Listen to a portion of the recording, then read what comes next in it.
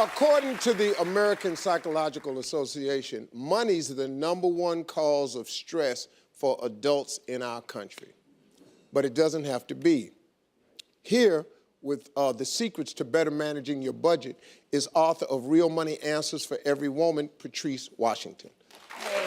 Hi. Okay, Patrice, let's get started. So many people end up in financial ruts. Why? There's just a lot of fear and shame when it comes to talking about finances in general. And so when people get stuck, what usually happens is that they're too embarrassed to ask for the help that they need. And they wait until it goes too far and until it gets too deep to ask for help. A lot of people don't even realize that you can go to your creditor for help. And if the creditor doesn't work, you can always reach out to a nonprofit. There is help. You just have to be willing to look for it. And you have to remember that successful personal finance in general takes you being proactive instead of being reactive. Okay, this is gonna help a lot of people. We've got 3 young women here facing some serious money issues, and Patrice is gonna help them with her practical advice in it. And of course, I have probably some ideas of my own as soon as I hear what it is. Probably ain't in no book nowhere, but you know, we'll see how it goes. Let's meet Bridget, Tarnisha, and Alexis. Bridget, what's going on? So I went to college to get my degree to live a successful life, but I ended up with $160,000 worth of student loan and no job prospects. So I thought my only way out was to work at a volunteer organization. I am living on a living stipend. I am living in a converted storage unit with my roommate, and I'm also on food stamps. So I really didn't know where to go from here.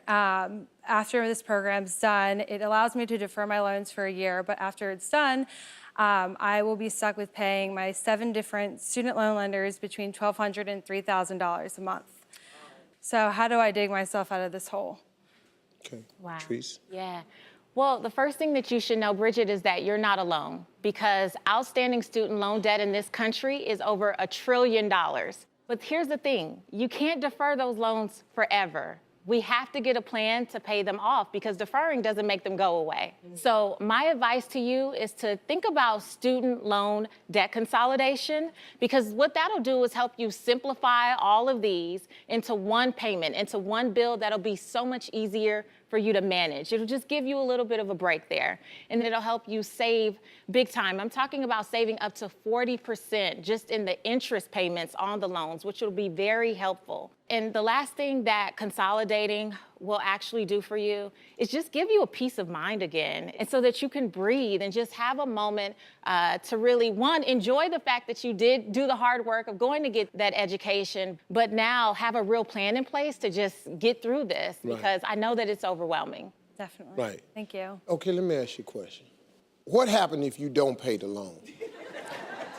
They come chasing after me. If you ain't got the money to pay them, what they gonna do? You're already living in a storage bin. What they gonna do? What they gonna take? You ain't got nothing. How they gonna garnish your wages? You ain't got no job. You gonna get this money the way I'm gonna pay it to you.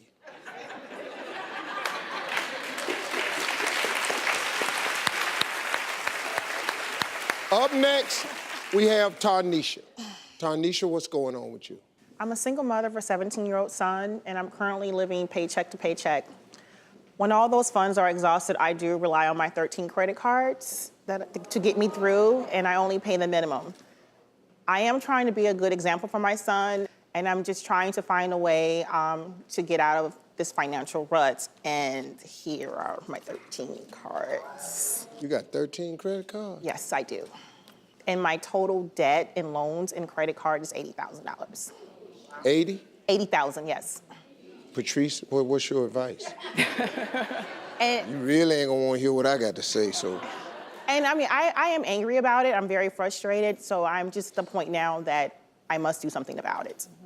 The first thing is, to get out of debt, you have to stop creating new debt. Yes. You can't keep creating new debt and saying that you want to be out of it. So Right. that has to stop now. It has to stop today. Yes. Now, the next thing is that you need to create a realistic budget so that you don't have to keep using credit cards as your crutch. We want to cut that out. Right. And then we want to take the money that we can find in our budget and strategically apply that to our debt. And what we want to use is what I call a debt elimination method. Okay. And it's about being intentional. It's about being strategic with how you use your money to pay off the debt. Yes. So we want to focus on lining up all of your credit cards, prioritizing them, and paying off the small one first so that we can get a quick win. Okay. And so that we can start cutting those up and getting rid of those credit cards quickly. Absolutely. Now, when we pay off the first debt, it's not party time. Right. What we have to do is take that budgeted money and apply it to the next debt, and then the next debt, and the next debt in line. And, you know, Steve always says, inch by inch, it's a cinch, right? Right. And so it's no different with your debt elimination plan. Inch by inch, it will be a cinch, but you have to stick to the plan, because if you do, you can be halfway out of that debt in 2 years, because I ran your numbers. Okay. And if you stick to that plan, you can be out of that credit card debt and those private loans in about less than 4 years. It's all about sticking to the plan. And not only will you get out of that debt, you will save thousands of dollars in interest. Thank you. Okay, now, I'm gonna be honest with you. I don't have 4 years. I got to get out now. This is how you do it. You file bankruptcy. Right. Then, if you just ask around, $2,500, and you get another Social Security number.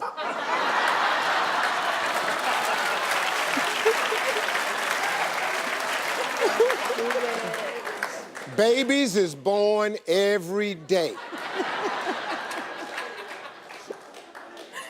You just be a brand new 40-year-old baby. Credit report just as clean. They be looking you up, you going, damn, you ain't got an address or nothing. Hey, I just been staying with my mama. Okay, up next, Alexis is facing the ultimate dreamer's dilemma: how to succeed in business without going broke on the way. Stay with us. We're going to find out what that means when we come back.